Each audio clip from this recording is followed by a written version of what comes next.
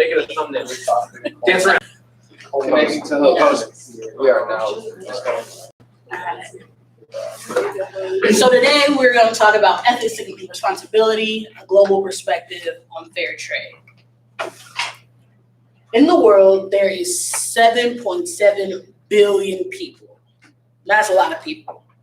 But unfortunately, America only has 4.5% of the world's population.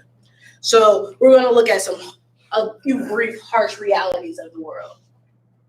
Nearly half of the world's population, more than 3 billion people, live on less than $2.50 a day. More than 1.3 billion live in extreme poverty, which is less than $1.25 a day. 1 billion children worldwide are living in poverty, according to UNICEF. 22,000 children die each day due to poverty. 80% of the world's population lives on less than $10 a day. And about 75% of the world's poor populations live in rural areas and depend on agriculture for their livelihood. So I want to show you a video.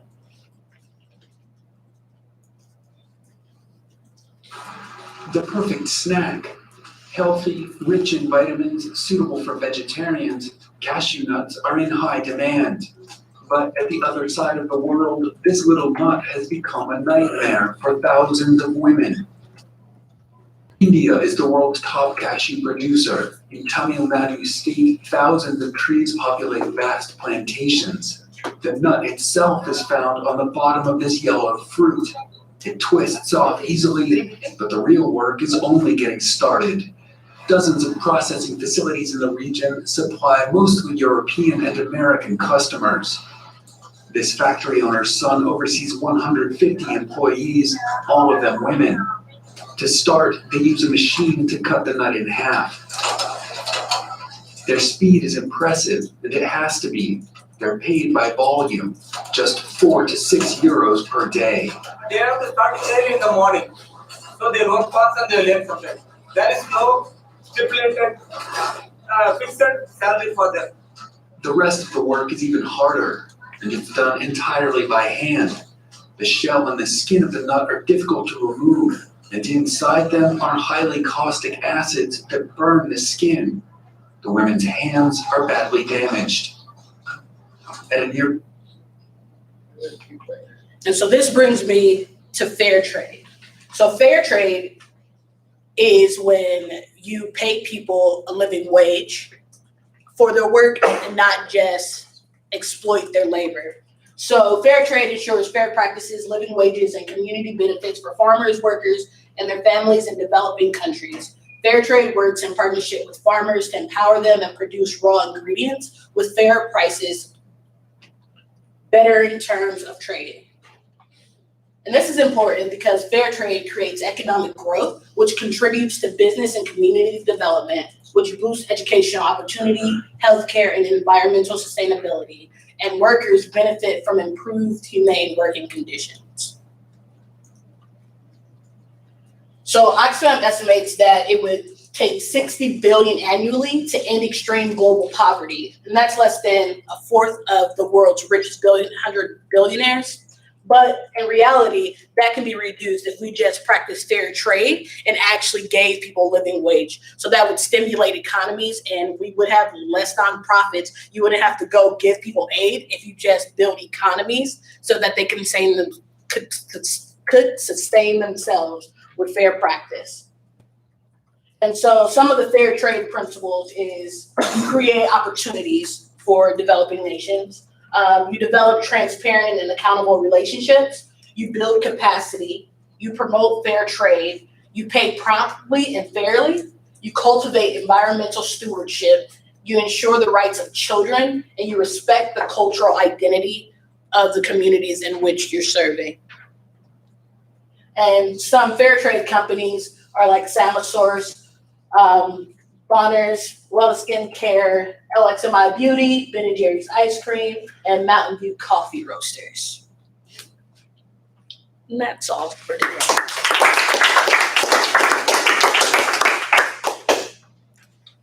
Anyone? What went well?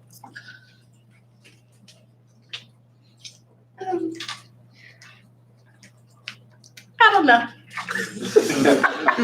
What if you said no? I think this time I did like less like crossing my legs and like fidgeting, so took your advice there. So that went better. I could have prepared more. Yeah. What could you do a lot better? Just prepared.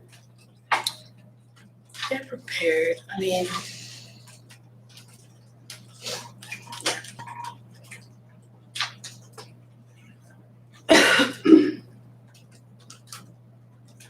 you know what? Let's go.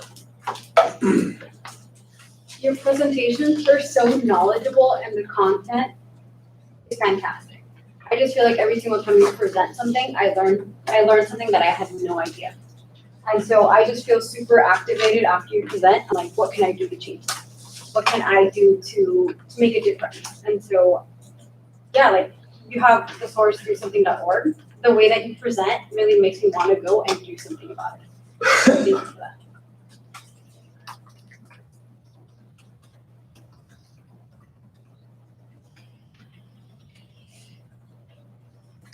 I really enjoyed your presentation and what you shared. And would you be able to send me your slides so I can look into it more? Sure. So I love the globe slide right after the intro, right? I wish you could have given it more context and let it stay for longer so I can fully digest it. And other than that, smooth and professional transition between the video, right, and the fair trade content. Oh, that brings us to the fair trade content. And I like how you give examples of fair trade companies, so that at least gives the audience like a bigger picture of the concept. So one tiny suggestion is that some of the slides just have too many words. It gives me an impression of like last minute, last minute tossing. Yeah, but it's very informational. So. Thank you. You have a lot of rich information, and you have a really good way of picking topics that are applicable to everyone. Your one about education is like we all have dealt with education. You picked one where it's like we can do something, and it's not far-fetched. It's not until we become a professional so you can do something now. And you have a powerful presence. I think we've said that before. And you also pick like really powerful topics. So like to go out and say, there's a fat percentage that live on $1.25 or less. Like that's like, shoot. Okay, now I'm gonna listen and pay attention. So you just do a really good combination of like rich knowledge, like really applicable topics that aren't like far reaching from us to do something. And then you just do it in a very powerful and engaging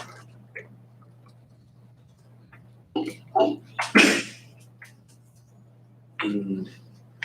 In regard to like the information you give, like in my mind, like it's just like facts, like hashtag facts. Like really hard hitting, like just like, whoa, man, this is great. Like it's really hard hitting, right? Like here's the world population.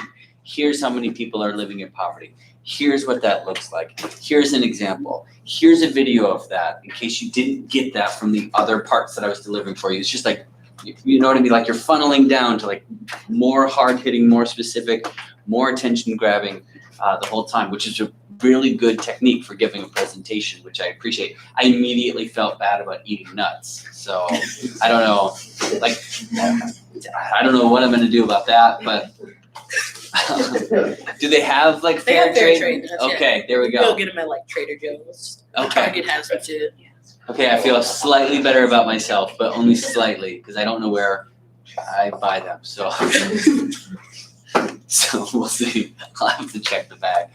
But it was really good, like really hard hitting and really compelling about an issue that I think we all are interfaced with on a regular basis. I think that it's an option, whether you participate in fair trade goods in purchasing them or not. It's certainly an aspect of our, like James was saying earlier, like you could vote quite often. So that's really nice, but even above and beyond that, DoSomething.org or call to action is really nice at the end of a presentation. Say, here's all this great information, go do something.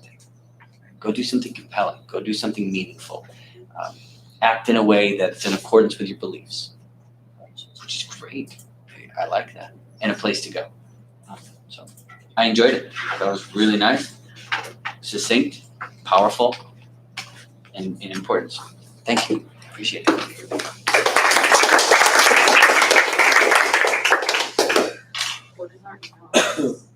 CPU, IOP 2021 at Gmail.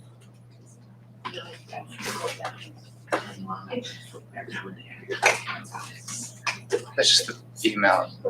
Yeah. They can all email us. Okay, now they can email you. No one can log in. Oh, okay. I was gonna say, no one share personal information. This is all be live It says broadcast. that My But if credit any- card number. Right. If anybody wants to email us, though, feel free. Yeah. Hit us up. Positive comments only. Yeah, we're fun people. Watch one of the If it's negative, 8 come people up that with watch it. it. It's like a contact. Right. One of the 8 people. How many views are you getting? Are you monetizing these videos? Oh, okay. Not that I'm aware of. All right. The millions of dollars rolling in. Oh, man. I think it's, what is it, it's like 0.007 cents a view. Yeah, 'cause you can make, I think it's like 100,000 for like billions. Oh, that doesn't seem right. I know you can make like a ton of money off of your Millions of dollars. so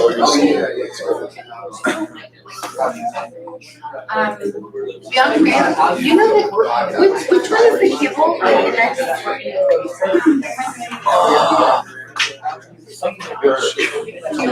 you know how like HDMI? 10 videos are long.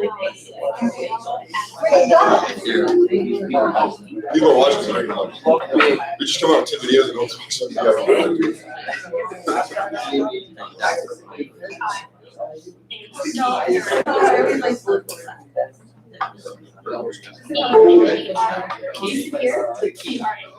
Did anybody use the HDMI cable when they were here? I do at times. It's gone. It's gone? Yeah. Like not connected? Got it. Okay, thank you. Where did it go? It's right there. The HDMI cable? It's catching, there's one in here like. You're standing on it. Yeah. Brian? But I got it. I tried to. I looked at it. Yeah. Ironically, I didn't like connect this until like. Thank you, Ben. I put it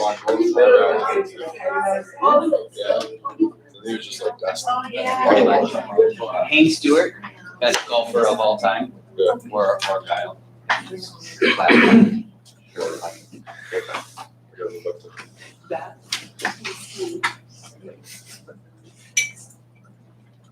Oh, gosh. How do I make these go away? There you go.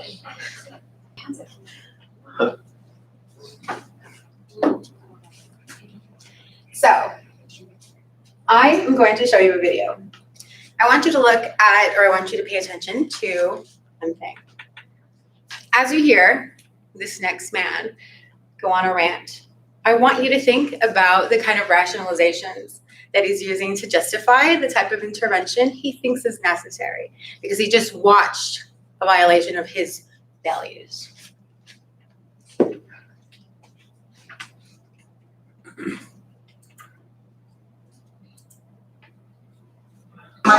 So my next authorized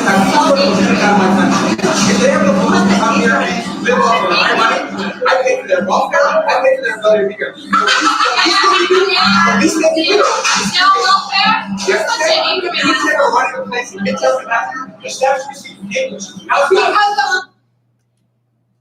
I pay for your health care.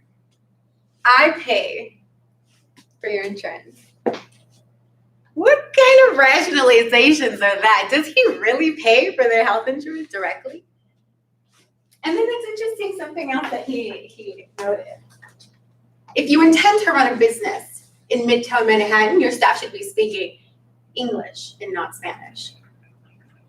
He sort of thinks that he shares some values with the people of Midtown Manhattan, that he saw somebody violating what he thinks are important to patrons of Midtown Manhattan, and he wanted to let them know through his behavior that he didn't like what he was saying.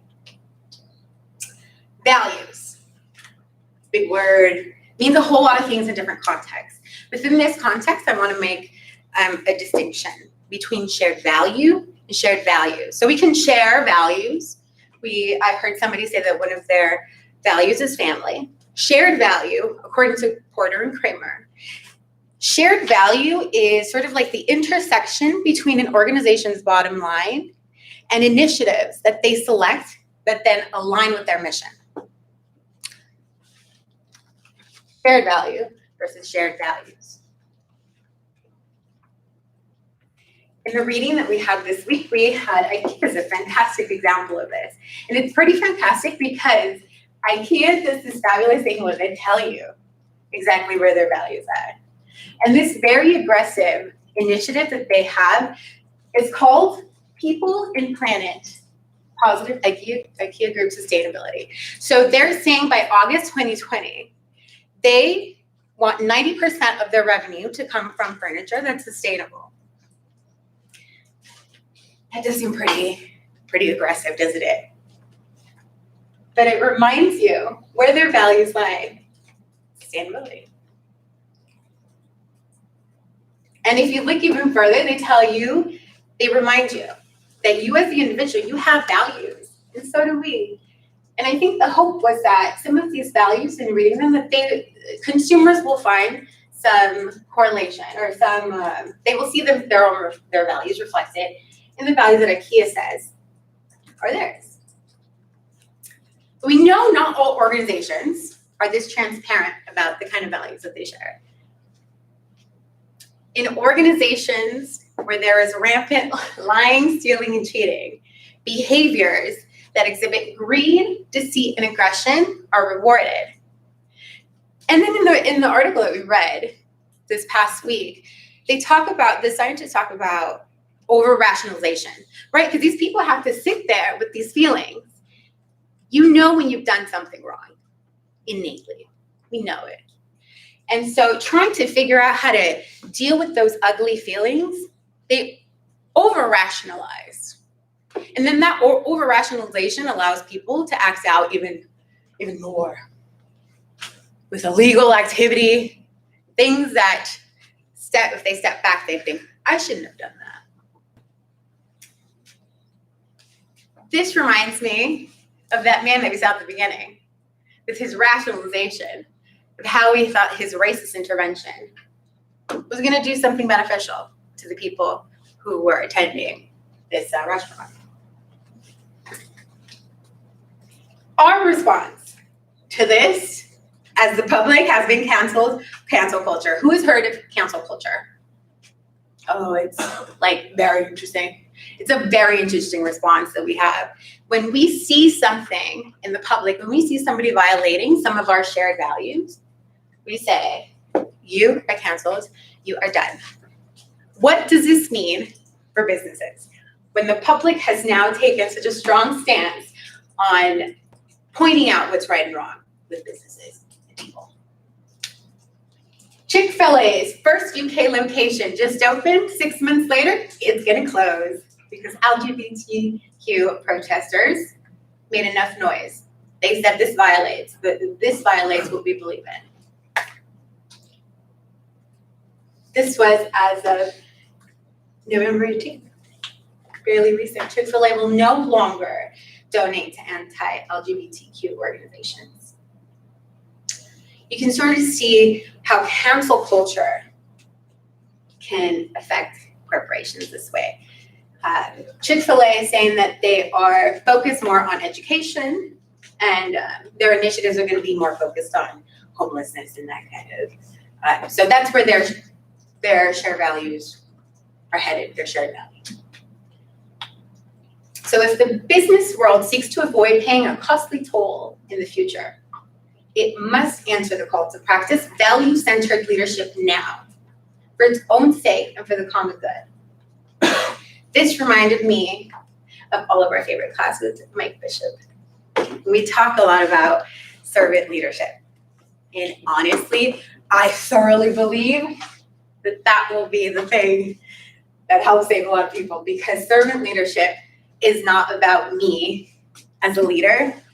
It's about what I can do as a leader for you, right? For the people. So I implore all of you to take this leadership, the servant leadership, these leadership principles, and have them ready in your toolbox, so that when you do go out there and you speak to people, this is the language that you use.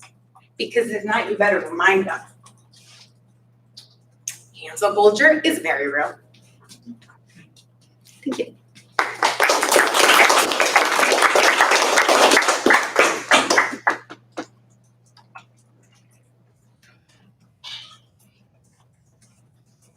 I didn't like this Google Slides. This was not what, and then also, did you all see my clicker? Look at how fantastic this is. Are you kidding me? Yeah. Look, you didn't even hold anything. I was very excited about that. Couldn't use it. So I thought, if I had come up here before and just like that, this would have avoided, and I really would have been able to use this. So that I could do better next time. I was really excited to talk about cancel culture, because that's like all the rage right now with the youngins talking about how toxic cancel culture is, and really like what is it all about. But it's an interesting response, right, when we see a violation of our morals.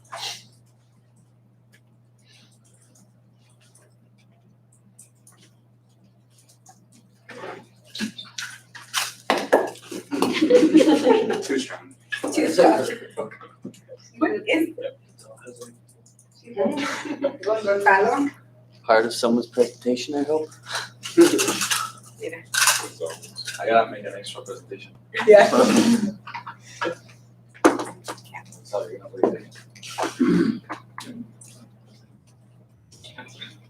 A lot of things I like. One, you brought like pop culture into IO Psych. I've never heard of cancel culture. I'm also like old. God. I think I'm like from the side. Yeah. But it was cool. And then two, like you made it, you showed a video that like going to a Christian school, every undergrad student would have shut up and not said anything because of just how like intense it was in terms of like that tone. And you kind of laughed at the guy. And so you did a really good job of making something that's extremely controversial and really, I guess the term I can think of is like triggering to certain people. And you just made it really approachable and made it really topical and kind of like friendly in a sense, because it wasn't like, oh my gosh, it was like, this guy's a moron, here's why, let's cancel him. And then two, I just love the way you like present, because it's like kind of like intimate and friendly at the same time. You're like, I was gonna fan, you're like, this is the topic. And you like strut around. And I'm really upset that the clicker didn't work, because I love when you strut around and start like, kind of like presenting for everyone. That was So I really like your style. I think you did a great job, especially with like the pop culture and the like edgy stuff. awesome. Thanks, George.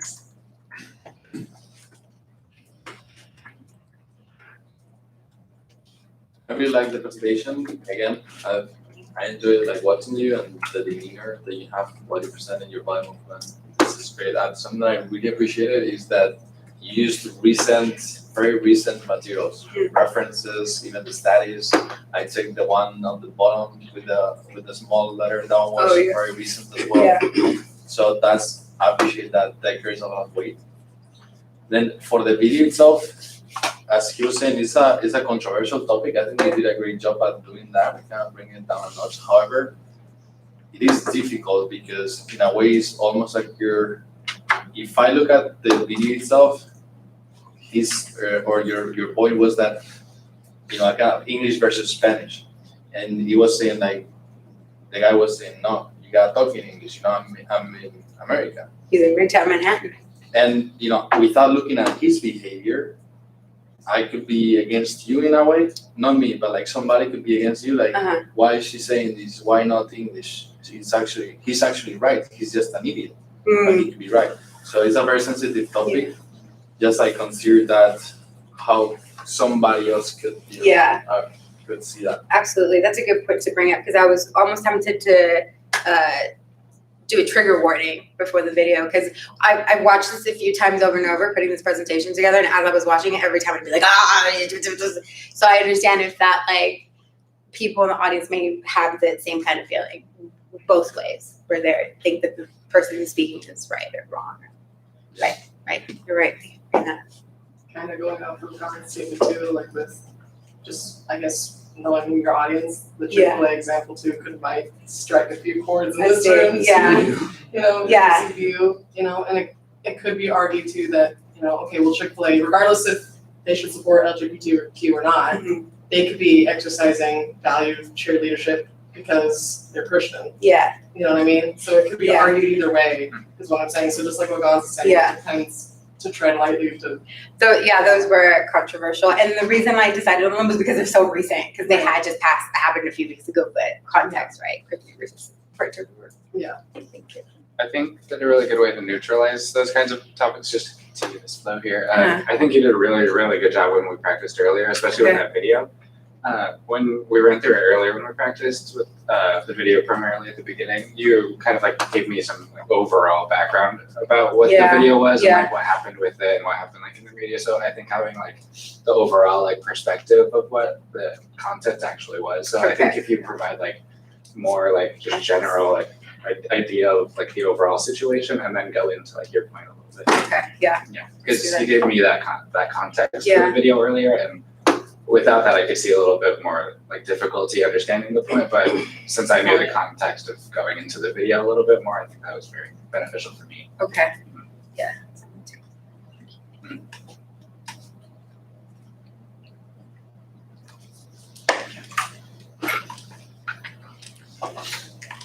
Was it intentional to show a video that was fairly contentious or Yes. or Controversial. Stopping your tracks. yeah, and then like ridicule the guy in there, Yes. just kind of canceling him, and then talking about canceling later, Yes. Cancel culture. cancel culture, and I'm just a little bit confused. Yeah. In that, is cancel culture a bad thing? It can be toxic, right? Because it uses a mob mentality. Mm-hmm. When we say cancel culture, we're all saying you're canceled by the culture, by the public. Yeah.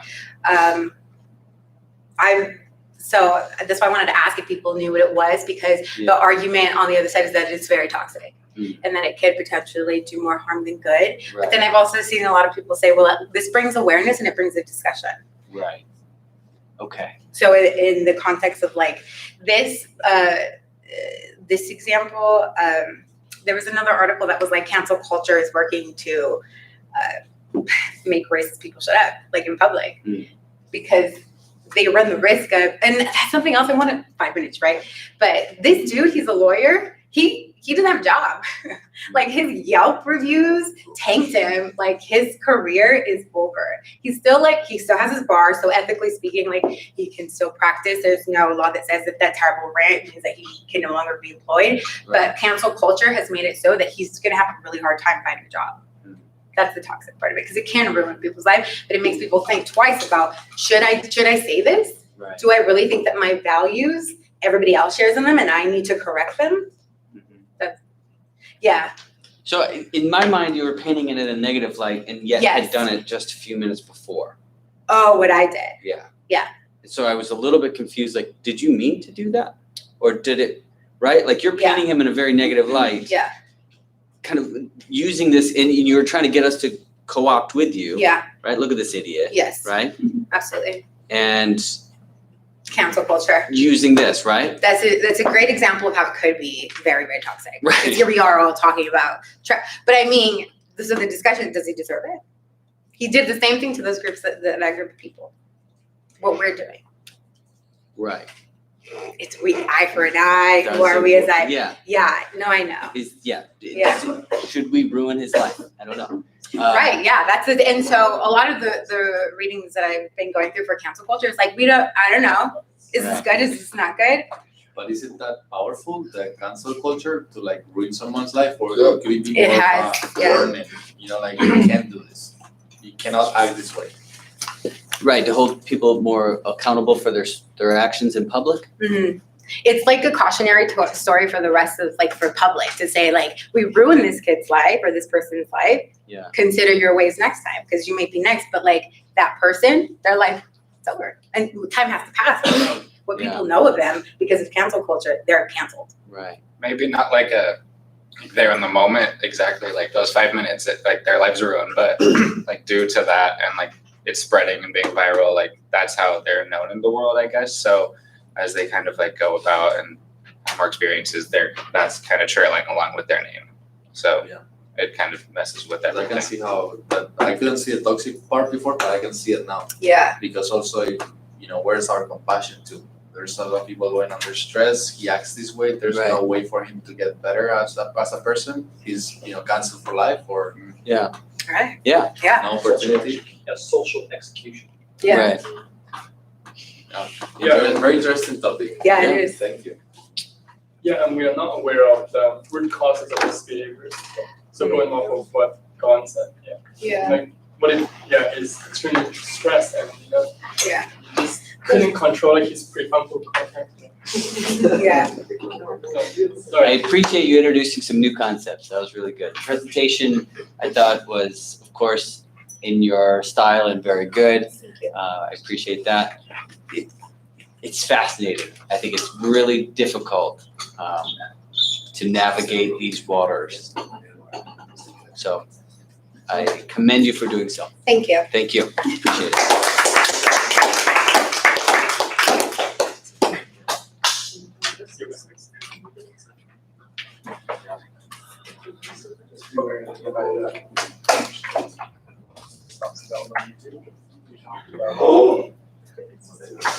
No, you know what? I've also recently like cancel culture is also So Yes, I thought it was so much. I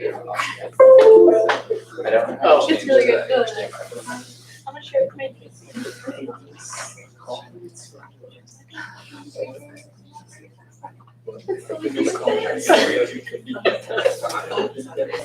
Yeah, I'll look on it. Okay, we're back. So that might be have like an hour long. But just like that, it's not just action. Yeah, it's like a creative class. That's like the first question. Too like. Wait. The way to increase creativity is one, they found that research is actually have to slightly, even at a subliminal level, for the people that weren't doing it. Yeah. Really? Why is this? It's just scary. Yeah, well, Apple. Big different. Yeah. Start with something. I don't know. It's a company for. So does that work with people that don't have access? Good question, I highly doubt it. Yeah. Doesn't make any sense. I was like, wait a minute. But you probably do read them like that. I think of it like the rainbow. My dad had an talk show. Yeah. But like that's how all editing for creative endeavors. Music, all done. People tend to have that association. Also, another way to be more creative is just to tell yourself be creative. Do something creative. So you do all action. Then you gotta start like doing supply chain. Really? Yeah. Be aware of like. I try to do is like fiction or like watch like fiction movies, like trying to get your mind into somebody else's life to get that perspective. I think, okay, because I think it's not bad fiction, or it's a waste of time. So I really like knowledge-based things, I really like factual nonfiction. I am. Acting up. Yeah. So this presentation reminded me, I really liked your Derek and the brand plug there. Yeah, I read his stuff, man, I really like that guy. Yeah, that was very fair. I was reading through that, I saved it to read later, and I was like, oh wow, he's perfect. Yeah, I know. Yeah. I recognized the name. Okay. So I was like, I don't know where I've heard that before. I met him a couple weeks ago. Really? Yeah, it was He's leaving. So I met him to talk to him. Really nice. There's a Christmas party. I'm gonna go to. 2 weeks ago. Yeah, he's in Toronto. I'm not gonna go that presentation. No, Newport. Okay. Yeah. He can set up so much fun. I don't know. Yeah, last time it was a car show. This time maybe it's a car show. I don't know. I hope so. It's a little bit weird for me because I don't like none of the people I went to school with go to this stuff. So I don't really know what that is. I'll talk to them a little bit. Is it more so people more closer to your age, or is it all over? Mostly. Yeah. You expert at Now mine is working. right now it's working. Okay, go for it. Yeah, you're good.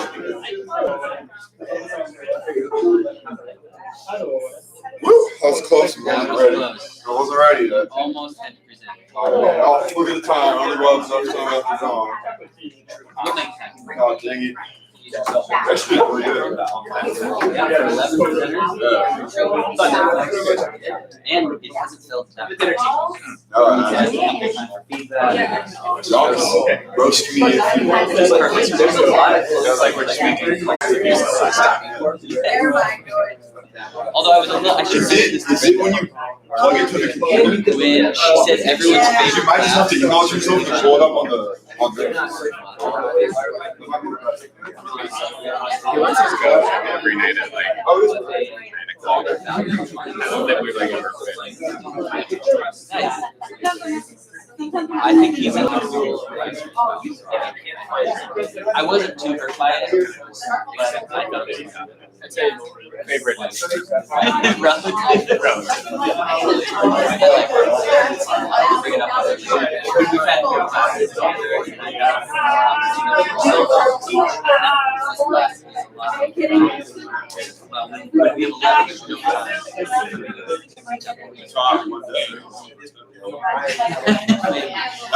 what it feels like. Every day, except for the past like month, I had about 20 to 30 minutes. Yeah, what's up?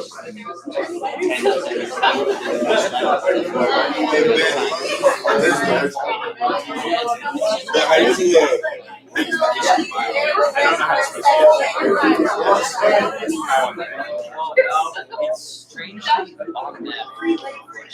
Normally there's That's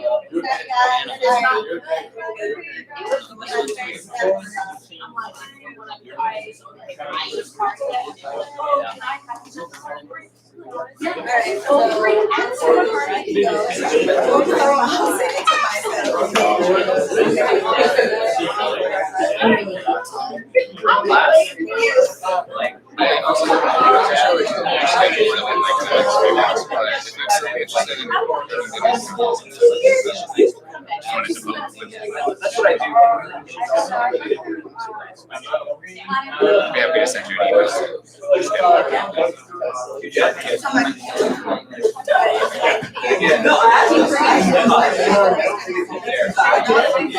I'd be happy to send you an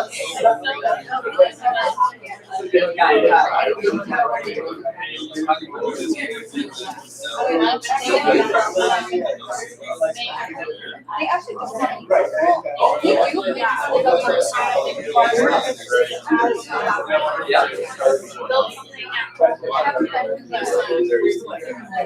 That's one of the craziest things. That means you have to drag all the way down to shit. I would hang out with Is there a guy that makes you meet up with big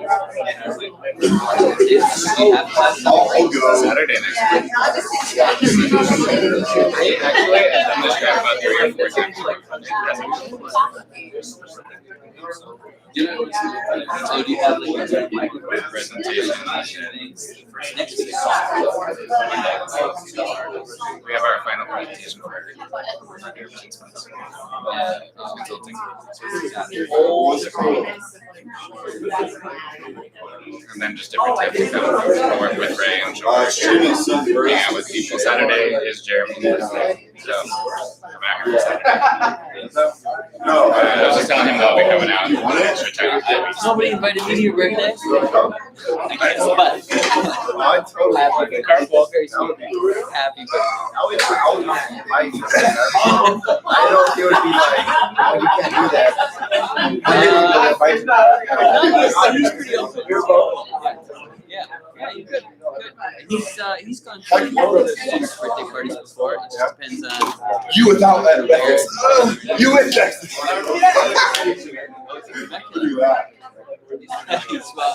That's it. That's it.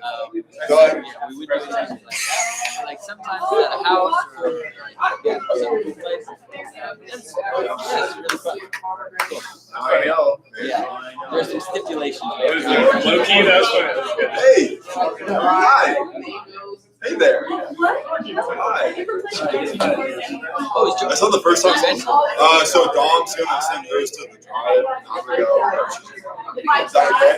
Yeah. Mix things up. Yeah. I mean, it's gonna mess everyone up, but. I'm okay. I mess everyone up. Late now.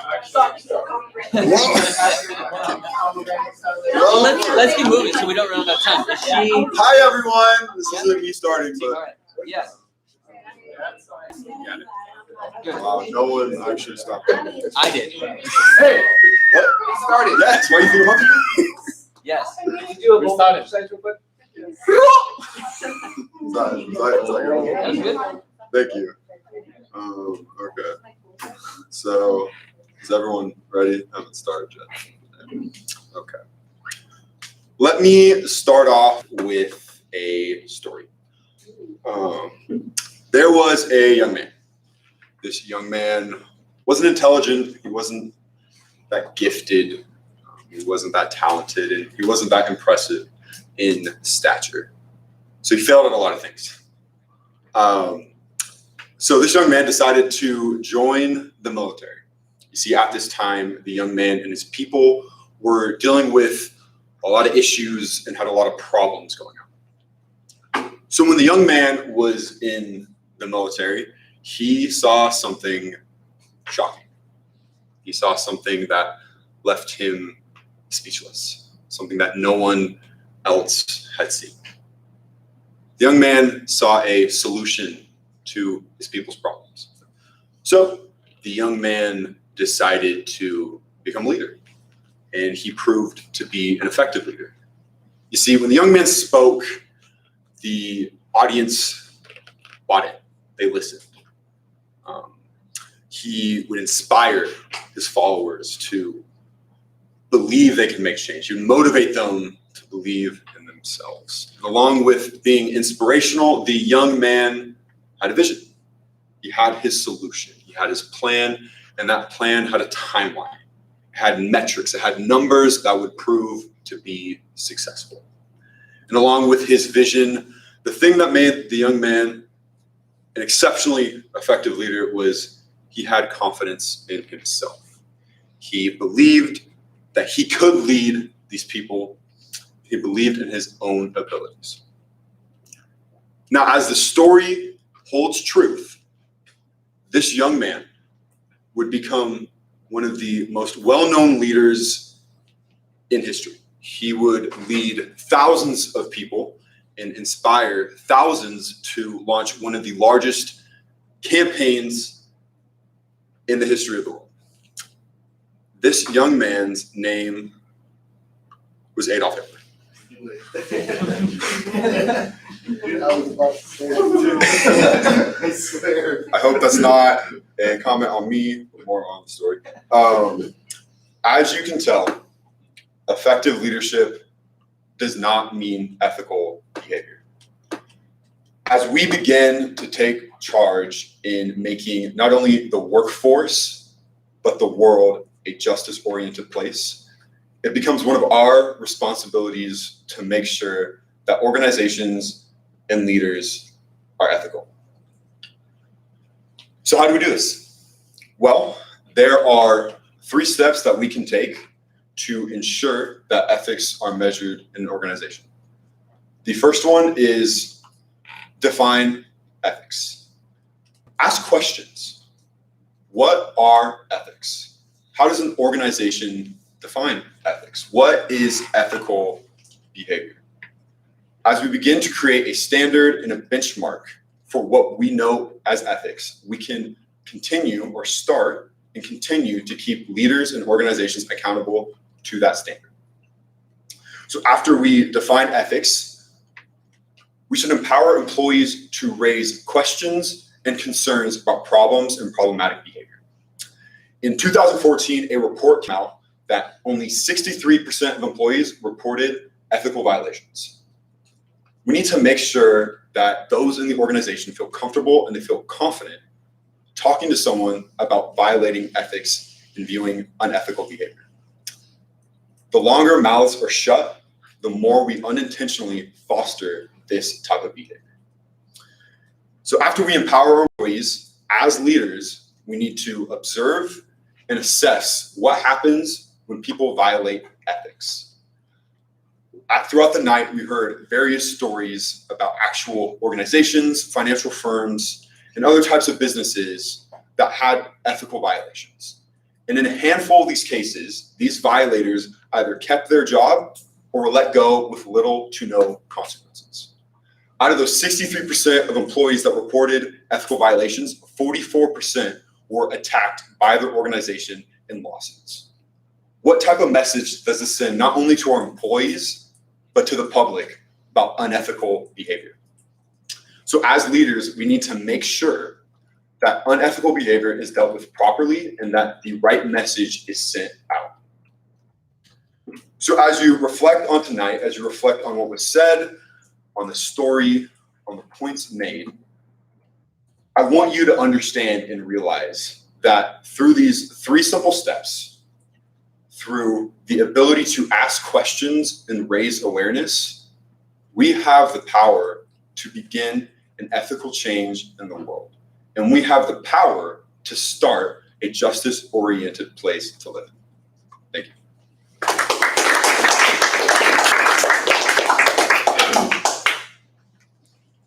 I thought it was a good blend of statistics and a story.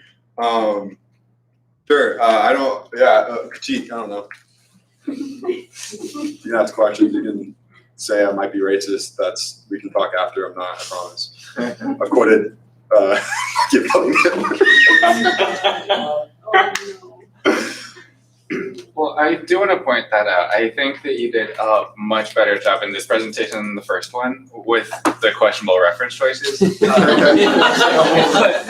Again, like I think we talked after the first presentation about using Adolf Hitler as a presentation, how you could actually even use Adolf Hitler as an example like that if you guided it correctly. And I think that you guided it very correctly. You helped us see that he was a leader in the world. That is fact. We can't deny history of humanity, but does that mean that he's ethical? I think that you did a really good job bringing that parallel, making this question and think about it. So I think you did really well. And I think you came across a lot more vulnerable, and I think you did a really good job. I think very proud. Thank you. I wish you had another presentation because you went from Machiavelli to Hitler, and I'm curious who you choose next. Stalin or Mussolini, it's your guess. Yeah, it's good. I appreciated that you were a lot more laid back and your voice was a lot softer, but still definitely loud enough because you showed a different side. This is the kind of person that I put in front of a group of VPs. I wouldn't have put the other person because I feel like that's probably too vested in most cases, but this was a really good mix. I probably would appreciate the Hitler thing with a group of leaders, but you never know, read your audience. But I thought it was overall really good. So thank you for showing us that side.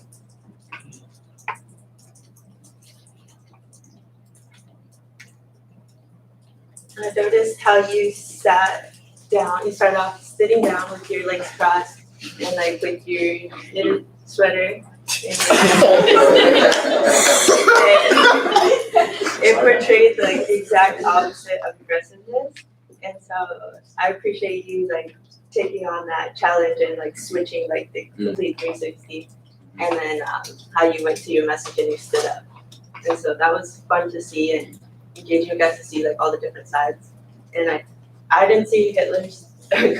Maybe I wasn't following the story, but I was starting off that the story was good. I thought maybe the young man was gonna start like I thought you started with the young man. I was like, oh, maybe he's gonna give us a story about himself. But total opposite. Not itself. But it was really good. You should thank Benetton. Benetton told me they would not trust me speaking to a group of women, so that rang in my head for 2 weeks. So that's why I tried to be more. But thank you for pointing that out.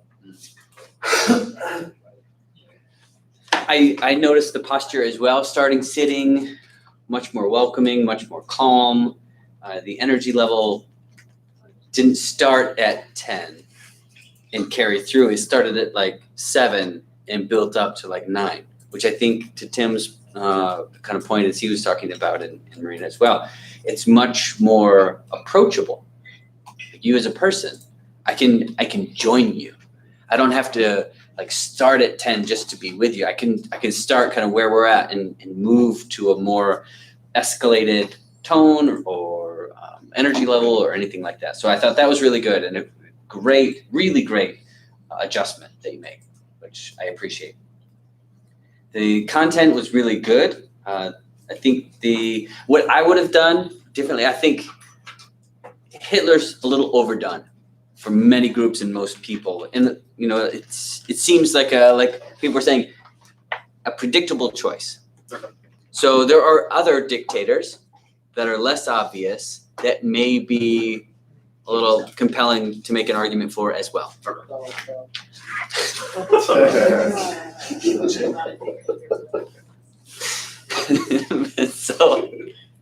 So I would entertain that idea just to kind of play around with it. And you really are going for a plot twist there.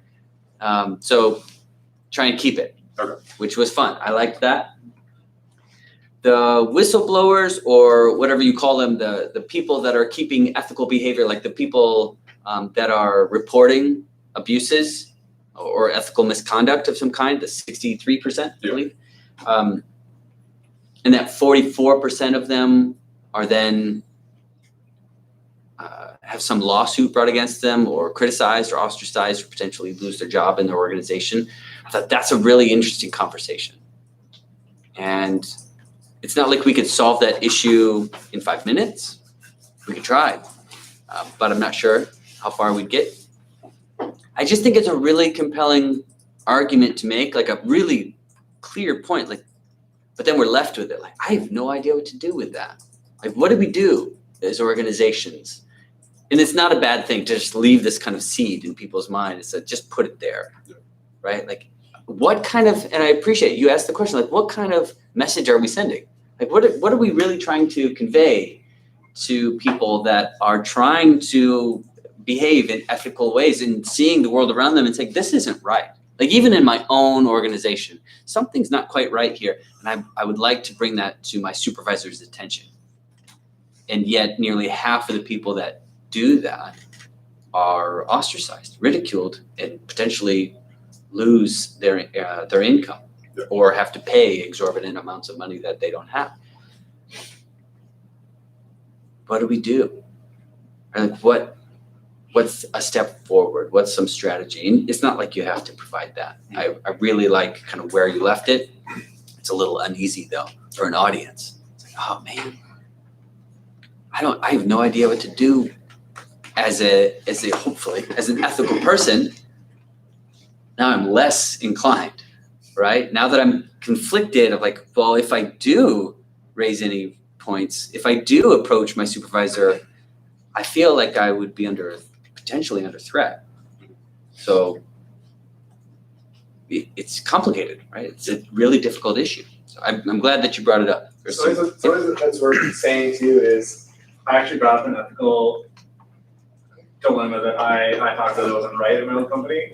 And the response was basically, yeah, you're right, that does seem really gray, but we trust our lawyers. And that's a very common thing, like even in the accounting world. There's actually an accounting method that says this is the likelihood we think we'll get sued, and this would be what we'd have to pay for that. And so the companies are very comfortable with potentially like we're doing things that aren't ethical because we might get sued and we've accounted for that. And so like it's not like everything's cut and dry, like I got attacked, I got punched. It's like, oh, we're doing things that maybe are legally super gray and it doesn't feel good, but it's also not illegal-ish. Well, it's similar with recalls on cars. Yep. It's not that everything that goes wrong with the car and they find it, they won't recall everything. It just depends on the profit and loss margins that they would experience based on, the image or the lawsuits that they would, result from that. So, and I also appreciate a lot that you brought it in this way because I feel like there's a gap in IO kind of, or in organizations. As we move forward, we see more and more companies that are more ethical, that are trying to do better. And I feel like there's a gap there that we can fill. Like having an IO that comes to an organization and has knowledge about this and can bring research and solutions and advise the people on the top, it can then have a big change. So I would really like that you gave me that perspective as well. That's really good. Thank you. All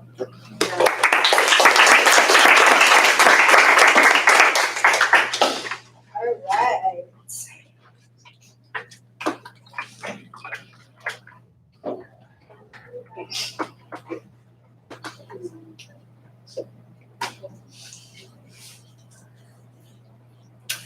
Okay, so today I'm going to be talking about ethical decision making. So I want to first start us out with an activity. So we have a scenario, and what we're going to be doing during this activity is accessing our own ethical judgments. So we have a scenario, and it's time to elect the world leader, and your vote is the deciding factor. I'm going to give you guys 3 candidates and information about these 3 candidates. And at the end, you guys are going to tell me who you would vote for and why. So we have candidate A. He is associated with crooked politicians. He consults with astrologers. He's had 2 mistresses. He also chain smokes and drinks up to 10 martinis a day. We have candidate B. He was ejected from office not once, but twice. He sleeps until noon. He used illegal substances in college and drinks a large amount of whiskey every evening. And then we have candidate C. He is a decorated war hero. He's a vegetarian. He doesn't smoke. He drinks an occasional beer and hasn't had any extramarital affairs. So, which one of these candidates would be your choice and why? I'm also going to put a slide up with the recap just in case I move too fast. You guys can just really go over it. What was the question? I'm sorry. The question is, which one of these would be your choice and why? What was the scenario? I'm sorry. The scenario is we're looking for a new world leader. And your vote is going to be the deciding factor. Once again, just to recap. I think we got it. Okay. Well, the illegal substance was opium, so. Yeah, I just didn't know if I should. Put it all out there. So I just an illegal substance. So, I'm sorry, I did it too fast.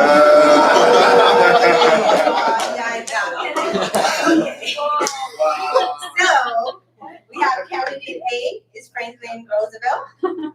We have candidate B, which was Winston Churchill. And I'm not going to say anything if you picked candidate C, Yeah.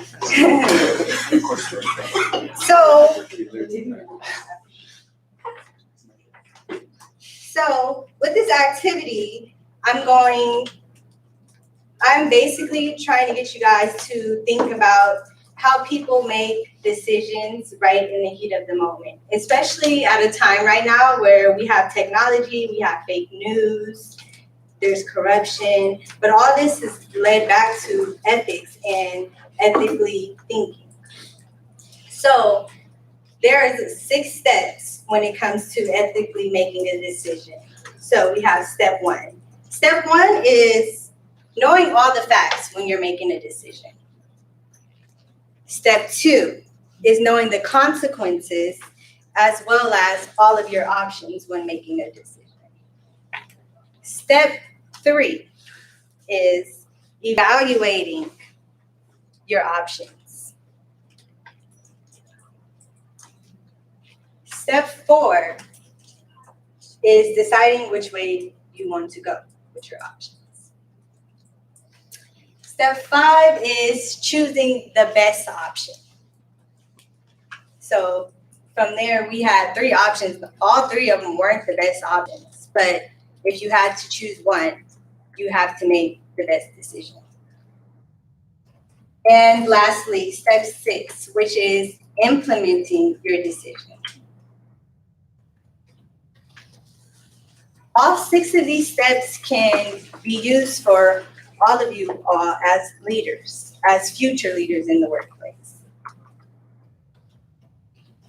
Here's a recap of all 6 steps.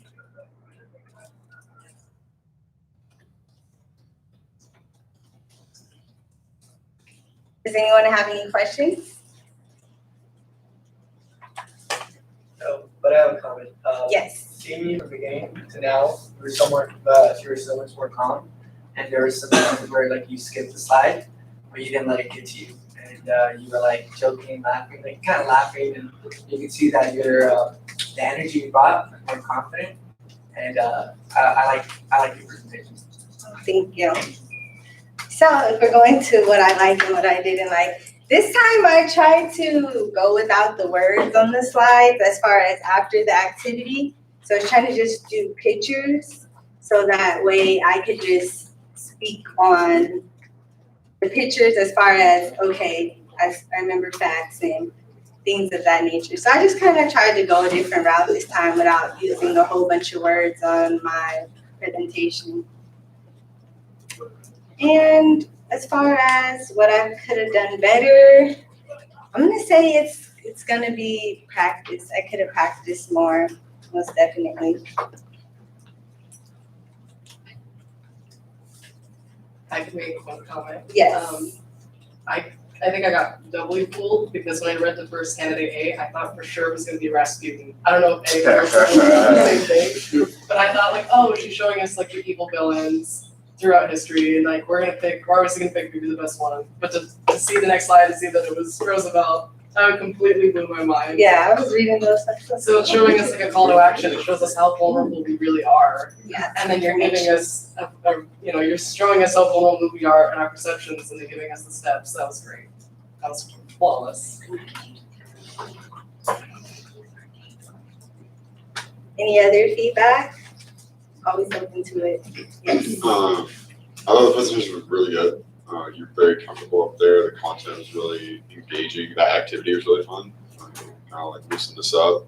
You're the last one to present, so it's like it's really good, and it's a good sign when you get people engaged at 10:05 after 10 presentations. So that was awesome. I will say, like the conclusion kind of left me unsettled because you kind of just, you're like sprinting full speed and then stopped instead of like slowing down, and then like wrapping it all together. So I would just say like work on a compelling conclusion because like what's the cliffhanger? What's the overall arching thing? I thought it was really good. I'll say the activity was great. That was really fun. You could hear like everyone's engagement in that. They were like, oh, you know, that your big slide reveal. I mean, yeah, it didn't happen exactly like you had intended. That didn't matter. Like it still worked, right? You still got everybody because in their mind they already made a choice, right? Everyone made a choice. They didn't maybe vocalize it, but everyone's like, well, C. Obviously, it's C. C is the right answer here. It's so easy, especially George. You really like it. No, I wanted A. A was mine. In any case, though, it worked, right? You got everybody hooked really strongly with that activity because afterwards we're just all like blown out of our minds. Like that's unbelievable. How could we make such a wrong decision? And so then channeling us through those steps, I think was really good. The difficulty in that, in 5 minutes, trying to cover 6 steps is really hard in a way that we're going to remember. So that's challenging. So you set yourself up for a very difficult challenge, but at least you gave us a roadmap, a good summary of those steps, you know, to pursue so that those that are like taking notes and actively engaged would actually be able to keep up with you. So that's good. I think all of that was really good. The change from your first presentation to this one, great. Wow. Wow. Really well done. Really, really well done. I'm super impressed and proud of you. So great job. And it's very suiting that you are the last presenter of the evening and of the semester. So it's an incredible job. Great job. Thank you,